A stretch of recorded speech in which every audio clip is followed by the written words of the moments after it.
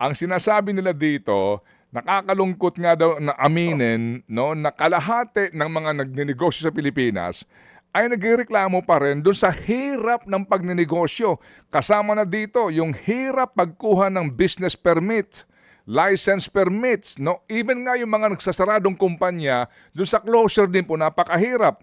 Yung pong occupancy permit na napakarami mga fire permit, etc. Do you confirm this na reklamo ho ng mga kapwa nyo negosyante? Ay, totoo yan, Kated, talagang pati mga foreign investor, madalas nagrereklamo. Pero malaki na nabawas. Nung araw, ang reklamo talaga yung policy, yung mga investor. Sumasama kami sa mga investment mission, sa mga presidential visit.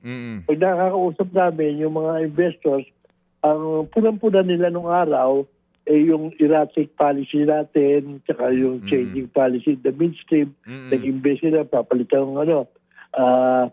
Pero isang yung red tape, isang problema. Pero ngayon, ramdam na ramdam namin na malaki na nabawas. Although, magmula nung itinayo yung ARTA, kaya naman kami sa business sector, very supportive dahil alam namin maraming problema. Kami, nagtayo kami ng Ease of Doing Business Foundation. Ito yung mga Philippine Chamber of Commerce, Makati Business Club, Export, Management, mga 12. Kami para tulungan. Kasi hindi kaya ng ARTA na hindi tulong private sector. So magtatayo kami ng sa lahat ng chambers namin all over the country, magre-report, magbibigay ng feedback sa kanila at tutulong. At ang maganda rito, ang ARTA sumama sa amin na maging namin. At pati yung si Cabinet Secretary na very supportive dito sa effort ng private sector. Sumasama siya ngayon para mamamonitor lahat itong At sabi niyo, marami example niya mga reklamo sa red tape na yan. Magugulat ka sa mga nire-report sabi ng mga chamber namin outside dito.